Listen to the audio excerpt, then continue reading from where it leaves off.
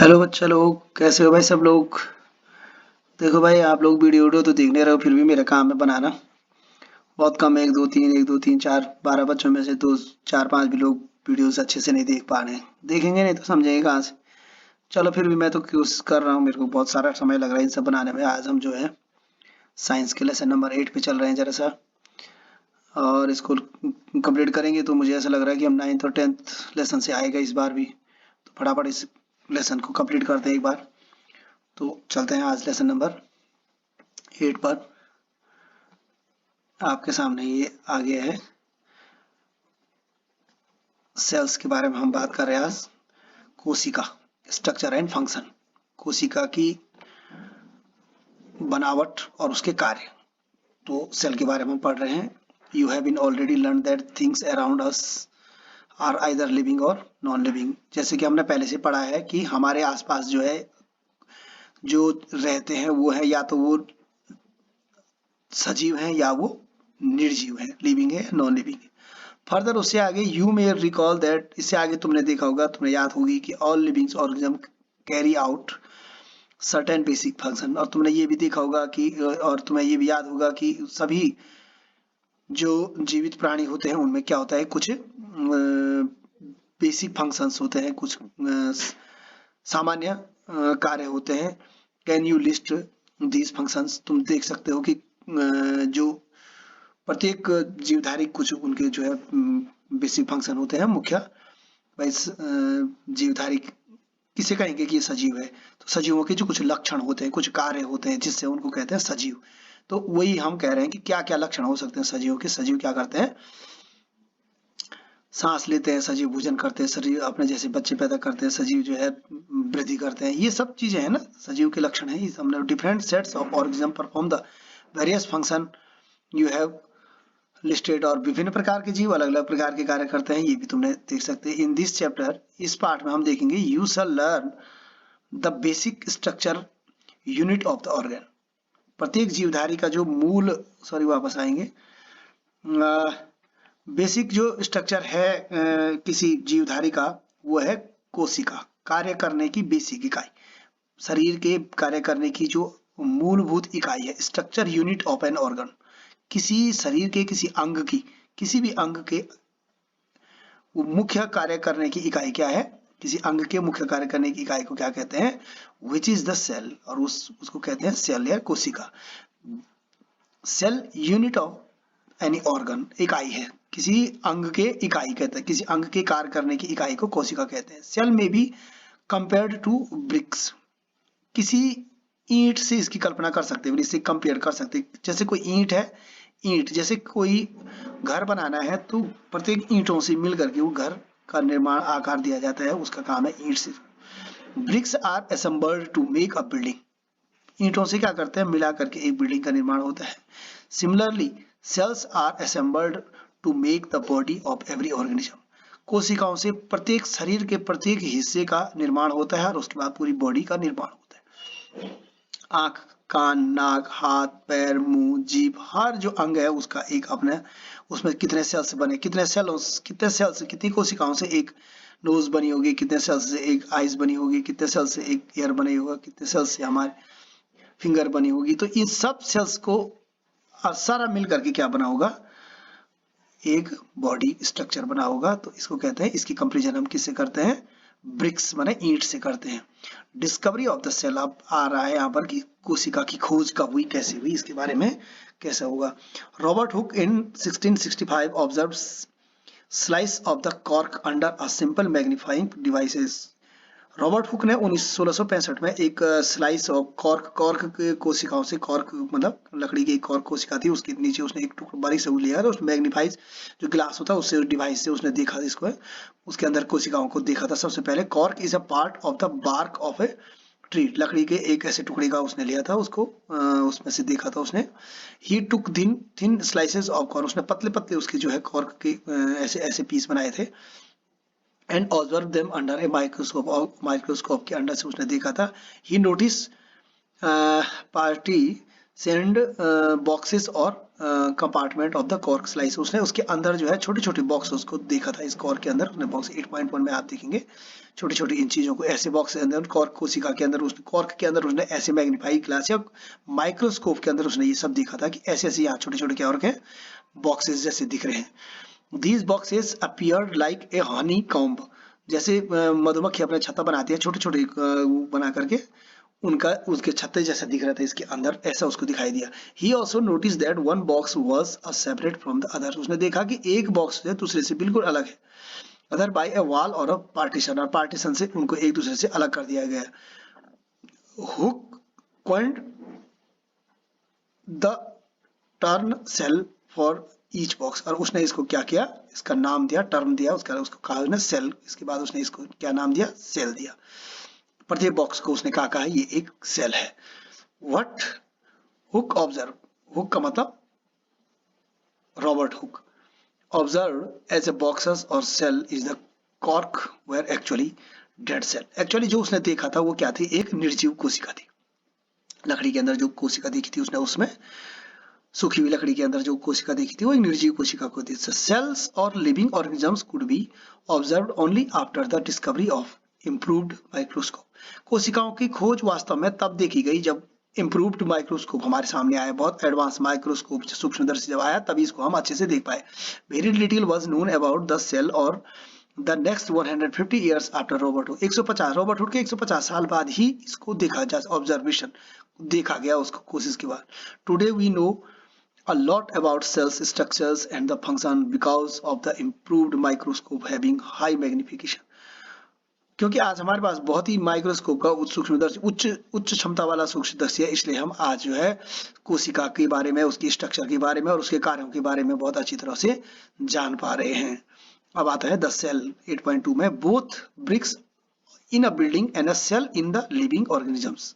किसी बिल्डिंग का ईंट और एक शरीर का जो है और किसी ऑर्गेनिज्म का जो है लिविंग शरीर में are the basic structure units.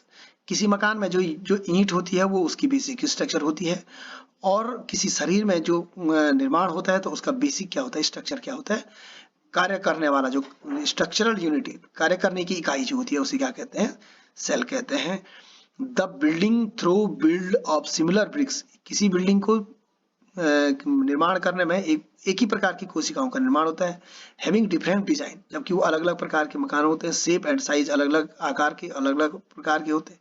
Similarly in the living worlds, दुनिया में भी इसी प्रकार से क्या होता है, ऑर्गेनिज्म जो जीवित प्राणी होते हैं डिफरेंट फ्रॉम वन अनदर, जबकि वो एक दूसरे से अलग होते हैं। But all the made up of cell, लेकिन बने वो सारे काय से होते हैं, कोशिकाओं से ही सारी जीवधारी बनते हैं। Cells in the living organism, कोशिका किसी जीवधारी के और शरीर के अंदर जो कोशिका होती आर कम्प्लेक्स, बहुत ही जटिल होती है। Living structures unlike non living bricks, और ये इस तरह से है जैसे ये उस तरह से जैसे नॉन लिविंग ब्रिक्स बिना निर्जीव ईंटों की तरह ही होती है। Hence X can be seen easily. It is a cell or a group of cells. अब तुमने मुर्गी के अंडे को देखा तो ये कह रही है कि ये एक सेल है या एक ग्रुप ऑफ सेल है, कोशिकाओं का समूह है। इसके बारे में आगे देखने के लिए कह रही है। The egg of a burner, sorry वापस आएंगे, आने में समय लग रहा है इसको। The egg of a hen represent a single cell and is big enough to seen by the unaided eyes. ये कह रहा है the eggs of a hen presented a single cell. The मुर्गी का जो अंडा है वो क्या करता है, एक सिंगल सेल को प्रेजेंट दिखाता है, and it enough to be seen by the unaided seen, बिल्कुल किसी आदमी की सीधा आंखों से इसको देखा जा सकता है, ये एक सिंगल सेल ही है, एक कोशिका है। 8.3 organism show variety in cell numbers. अब विभिन्न प्रकार के जीवधारी में क्या होता है, अलग अलग विभिन्न प्रकार की कोशिकाएं होती हैं, शेप एंड साइज, उनका आकार भी अलग अलग होता है और उनका आकार भी, आकृति भी अलग अलग होती है। How do we scientist observe the study living cells, कैसे एक जीवित कोशिका की जो है कुछ ऑब्जर्व और उसके बारे में अध्ययन किया वैज्ञानिकों ने। They use microscope with magnifying object, उन्होंने बहुत ही सूक्ष्मदर्शी से उन्होंने उसको जो है बहुत नजदीक से देखा। Stains dyes are used to colour part of the cell to study the detailed structure. उन्होंने विभिन्न प्रकार की कोशिकाओं में डाई और कलर डाल करके पेड़ों के पानी के ऊपर माध्यम से देखा, फिर उन पे अलग अलग उनकी कोशिकाओं को कट किया, तो फिर पता चला कि कौन किस हिस्से में कहाँ कहाँ पानी का कलर दिखाए। इस अलग अलग प्रकार की स्ट्रक्चर से उन्होंने देखा। They are millions of living organisms.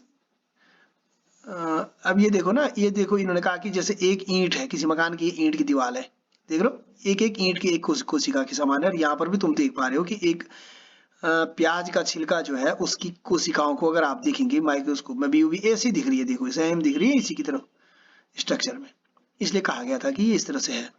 There are millions of living organism, they have the different shape and size. अरबों खरबों की जीवधारी हैं, उनके अलग अलग प्रकार के शेप और साइज है, उनकी खुद की आकृति भी अलग अलग प्रकार की है। Their organs also vary in shape, उनके शरीर के जो ऑर्गन है, जो मतलब शरीर के जो हिस्से हैं वो भी अलग अलग साइज के हैं, अलग अलग आकृतियों के। एंड नंबर्स ऑफ सेल, और उनमें कोशिकाओं की संख्या भी अलग अलग प्रकार की।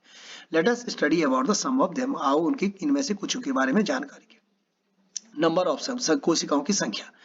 Can you guess the number of cell in a tall tree or in a huge animals like the elephants? क्या तुम किसी बहुत बड़े पेड़ और किसी बहुत बड़े हाथी के शरीर में कोशिकाओं की गिनती के बता सकते हो? The number runs into the billions and trillions. उनकी जो बिलियन और अरबों और खरबों में जो है उनकी संख्या होगी। Human body has trillions of cells. हमारे यहाँ भी जो है करोड़ों में अरबों खरबों में जो है हमारे शरीर में भी क्या होगी, कोशिकाएं होगी। विच वेरी इन शेप, जो अलग अलग प्रकार की शेप आकृति और साइज में है, उनका साइज अलग होगा, आकृति होगी। डिफरेंट ग्रुप्स ऑफ सेल्स, अलग अलग जो सेल का जो कोशिकाओं का जो ग्रुप होता है, perform a variety of function, अलग अलग प्रकार की कोशिकाओं का जो काम जो है अलग अलग प्रकार का कार्य करना है। अब billion is a 1000 billion million, एक बिलियन को 1000 मिलियन के बराबर कहा जाता है। ए ट्रिलियन इज ए 1000 बिलियन, एक 1000 बिलियन बराबर 1 ट्रिलियन होता है भाई, ये भी यहाँ पर बता दिया गया, ठीक है। Organism made of more than one cell are called multicellular, एक से अधिक कोशिकाओं वाले जीवधारी को हम मल्टीसेलुलर कहते हैं भाई, ठीक है। मल्टीसेलुलर मैनी, एक से अधिक कोशिकाओं वाले जीवधारी को हम क्या कहते हैं, जिसमें एक से अधिक ज्यादा कोशिका होती है तो मल्टीसेलुलर कहलाता है, ऑर्गेनिज्म कहलाता है। The number of sales being less in number, organisms does not less in smaller, or organism does not in any way affect the function of the organism. किसी संख्या का किसी भी नंबर में sales being less in smaller organisms, किसी छोटे जीवधारी में किसी कोशिकाओं का सम होना does not in any way effect of the function of the organism, किसी जीवधारी में अगर कोशिकाओं की संख्या कम होगी तो उसके काम करने की प्रक्रिया में कोई खास फर्क नहीं पड़ता। ज्यादा कोशिका होने से, कम कोशिका होने से कोई फर्क नहीं होता है। You will be the surprise to know that an organism with billions of cell begins life in a single cells. तुमने कभी सोचा नहीं होगा कि किसी बिलियन कोशिकाओं वाले जीवधारी की लाइफ भी जो है एक सिंगल कोशिका से शुरू होती है। Which is the fertilised eggs, जो कि अपने आप में क्या होता है, एक एग के एक अंडा के रूप में होता है।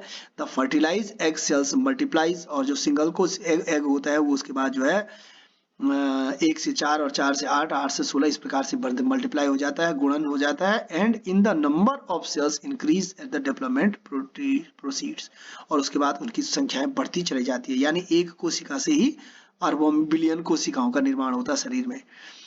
Look at figure 8.3, A and B both organisms are made up of a single cell। तुम ये देखोगे, ये और ये दोनों एक कोशिका है, इनके शरीर में एक से अधिक कोशिका है ही नहीं। देखो both organisms are cells, the single cells organism are called the unicellular। जो एक कोशिका होते हैं उनको कहते हैं यूनिसेलुलर। तो याद रखना भाई, मल्टीसेलुलर और unicellular, multicellular unicellular. Multicellular means एक जिसमें बहुत सारी कोशिकाएं होती हैं। Organism made one more than one cell, organism are called a single, the single celled organism are the single celled organism are called unicellular। ठीक हो गया, एक कोशिका जी, ये नाम है इनके। देखो ये अमीबा है, एक कोशिका वाला, और ये पैरामीशियम है। इसके चित्र बनाएंगे भाई, कॉपी में इन सब के चित्र बना देने हैं, किसी भी हालत में बाएं पेज में ये सब चित्र नाम सहित बन जाएंगे, ठीक है। तो अब आगे हमारे पास आता है कि किस प्रकार से organism a single cell card organism perform all the necessary function that multi cellular organism perform। किस प्रकार से एक कोशिका जीवधारी जो है सारे विभिन्न प्रकार की गतिविधियों को पूरा कर देता है, ये भी एक आश्चर्य की बात है। A single cell organisms like amoeba capture and digest food. ये जो ये अमीबा क्या होता है, खाने को भी पकड़ता है और फूड को भी पचा देता है, सांस भी लेता है, रेस्पायर्स भी करता है, एक्सक्रीट्स भी करता है, मतलब शरीर से अवशिष्टों को बाहर भी निकालता है, ग्रो भी करता है, वृद्धि भी करता है, एंड रिप्रोड्यूस, और एक से अधिक औरों को भी पैदा कर देता है अपने जैसे जीवों को। Similar functions in multi cellular organism, जैसे कि बहुकोशिकीय जीवों में होता है, are carried out by the groups of specialised cell performing different tissues in turn form organs. और इस प्रकार से जो है जैसे बड़ी कोशिका बड़े मल्टी सेलुलर जीवधारी में क्या होता है कि ऑर्गेनिज्म क्या करते हैं, कैरिड आउट द बाय और ग्रुप्स ऑफ स्पेशलाइज्ड सेल, और विशेष प्रकार के सेलों से क्या करते हैं, कोशिकाओं से क्या करते हैं, परफॉर्मिंग डिफरेंट टिश्यू, एक टिश्यू का निर्माण करते हैं। टिश्यू के बाद जो है अत्यधिक टिश्यूज क्या करते हैं, इंटर्न टिश्यूज से क्या बनाते हैं, एक ऑर्गन या एक अंग का निर्माण करते हैं। यानी दो से अधिक अत्यधिक कोशिकाओं से मिलकर के, जैसे हमने कान निर्माण करना है तो कान की कोशिकाओं में क्या होगा कि पहले कई प्रकार की कोशिका मिलकर एक टिश्यू बनाएंगे और टिश्यूज आपस में मिलकर के एक कान का निर्माण करेंगी। इस प्रकार से बनता है। द टीचर में show the permanent slide of amoeba and paramecium को हम कभी हमारे पास स्लाइड होगी, पेरास्कोप होगा तो हम इसमें आपको दिखाएंगे। Teacher can collect pond water and show these organisms by the preparing the slides, और स्लाइड भी बनाई जा सकती है। इसको बड़ी क्लासेस में आप देखेंगे कि किस तरह से स्लाइड बनाती है। शेप ऑफ सेल, अब यहाँ पर पूछ रहा है कि कोशिका का आकार कैसा होता है। Refer page number 8.3। How do you define the shape of amoeba in the figure. Amoeba का तुमने चित्र देखा होगा कि किस प्रकार से है। You may say that the shape appear irregular, तुमने देखा उसका अमीबा का जो है बिल्कुल कोई शेप है ही नहीं, उसका उल्टा आगे पीछे दाएं बाएं किस प्रकार से है। In fact amoeba has no definite shape, इसलिए इसको कहते हैं कि अमीबा का किसी प्रकार का कोई एक शेप नहीं होता है, उसका फिक्स नहीं है। अनलाइक अदर ऑर्गेनिज्म, दूसरे जीवधारी के तौर इसका कोई शेप फिक्स नहीं होता है। It keeps and change its shape, और ये हमेशा जो है अपने शरीर की आकृति को बदलता रहता है। Observe the projection of the verifying length, क्या कह रही है, varying lengths producing of its body, और इसके बाद इसकी बॉडी को जो है आप इसकी लंबाई को अलग अलग तरीके से नाप सकते हैं। These are called the pseudopodia. इसके अंदर जो वो होता है जो इसकी वो होती है ना लंबाई, जिसको इसके जो बीच में नुकीले जैसे निकले होते हैं, जो उसको कहते हैं स्यूडोपोडिया, जो नुकीले जैसे बीच में अलग अलग हिस्से निकले हुए हैं, तो पैर कहते हैं उनको। स्यूडियो में ना फास पोडिया है, तो इसके जो निकले हुए अलग अलग से ये क्या होता है, ये अलग अलग बना देते हैं फिट पैर के। स्यूडोपोडिया माने जितने अलग अलग निकले हुए हैं ये पैर की तरह होते हैं। As you learn in class 7th में जैसे तुमने पढ़ा होगा, दीज projection appear and disappear as amoeba moves और फीड्स, और ये जब चलता रहता है और ये जब कुछ खाता रहता है तो ये बीच में गायब होते रहते हैं, फिर नए नए दिखने शुरू हो जाते हैं। इन्हीं अलग अलग जो इसके फीड्स होते हैं जो दिख रहे अलग अलग, उनसे भी अलग अलग ही एक कोशिका का फिर से तैयार हो सकती है। अमीबा भाई ऐसा होता है। What advantage does amoeba drive by changing shape, ऐसा क्या इसके चेंज शेप होने से क्या इसकी क्या एडवांटेज है, क्या फायदे हैं। ये कह रहा है that changes of shape due to the formation of pseudopodia which facilitate movement and helps is capturing food. ये जो स्यूडोपोडिया जो होते हैं इसको पी को साइलेंट कर दिया गया है, स्यूडोपोडिया, तो इसको क्या करते हैं, इसका कारण है इसका ये मूवमेंट भी करता है और ये खाना भी कैप्चर करता है, दो आपस में मिलकर के खाना भी कैप्चर कर सकते हैं इसे, इन कैप्चर फूड भी करते हैं ये, और इसका मूवमेंट भी इससे इनको मिलती है। और व्हाइट ब्लड सेल्स WBC जो तुमने पढ़ा होगा, RBC और WBC की बारे में, रेड ब्लड कॉर्पसेल्स और व्हाइट ब्लड कॉर्पसेल्स के बारे में आपने पढ़ा है। इन ह्यूमन ब्लड, मनुष्य के शरीर में जो होता है। In another example of a single cell, ये भी WBC भी क्या है अपने आप में एक सिंगल कोशिका वाला सिंगल सेल है भाई, ये भी है। Which can change in its shape, और ये भी अपने आप में क्या करता है, अपना आकृति बदलते रहता है।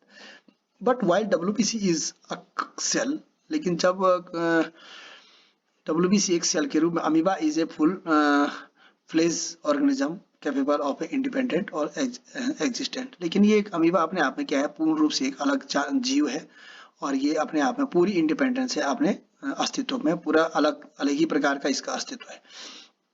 What shape would you expect in organism with millions of cells? अब तुमको कैसा लगता है कि जिसके करोड़ों अरबों जिसमें सेल होंगे उनका शेप कैसा होगा, कैसी उम्मीद होगी? फिगर 8.1 8.2 ABC में आप देखेंगे, ये जो देखो इस प्रकार के सेलों में जो जिसकी कोशिका, हजार हजार कोशिका वाले जीवों की, अरबों खरबों कोशिका वाले शरीर में किस प्रकार की कोशिकाओं वाली आकृति होगी, ये कह रहे हैं यहाँ पर ABC में दिया गया है। Generally cell shapes are related to the special function, और प्रत्येक शरीर की जो प्रत्येक अंग की जो कोशिका है उनकी अलग से प्रकार की होगी। भाई देखो figure shows different cells such as blood, खून की कोशिकाएं कैसी होंगी, मसल्स की कोशिकाएं कैसी होंगी, नर्वस सिस्टम की कोशिका कैसी होगी, ह्यूमन में आदमी मनुष्य में किस तरह से होगी, ये अलग अलग प्रकार की आकृतियों की होगी। The different shapes are related to their specified function, और उनका आकृति जो है ना उसके खास काम की वजह से उनकी कोशिका का जो आकार होगा वो अलग ही होगा प्रत्येक क्षेत्र जगह की। जैसे खून की ब्लड की कोशिकाएं देखो इस प्रकार की होती है, इनकी आकृति ऐसी है, इनका काम भी कुछ इस काम की वजह से इनका काम इस है।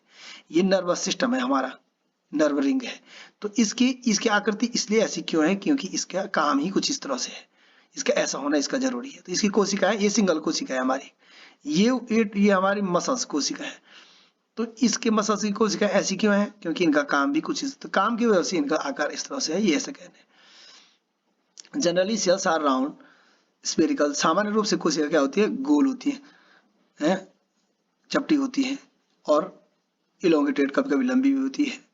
Some cells are long and pointed are both end, कुछ कोशिकाएं लंबी होती है, दोनों किनारों पर जो है बंद रहती है।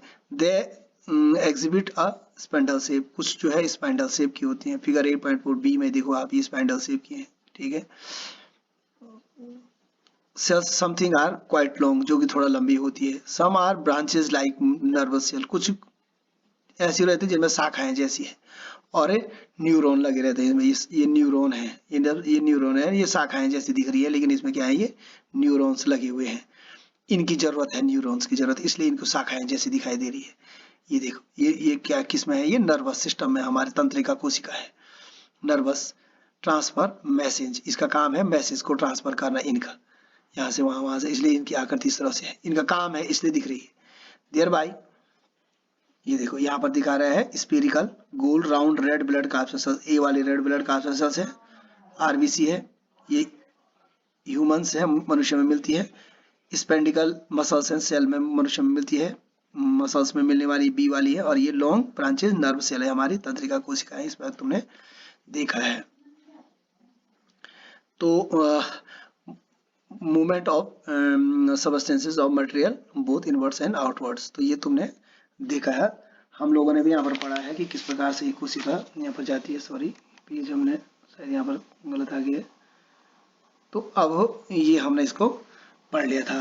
तो यहाँ पर से हम अब इसको आगे देखेंगे कि किस प्रकार से हमारा ये मूवमेंट होता है। तो अब हम आज इसको इसी पर ले जा करके समाप्त करेंगे, कल इस पार्ट को आगे खत्म करेंगे।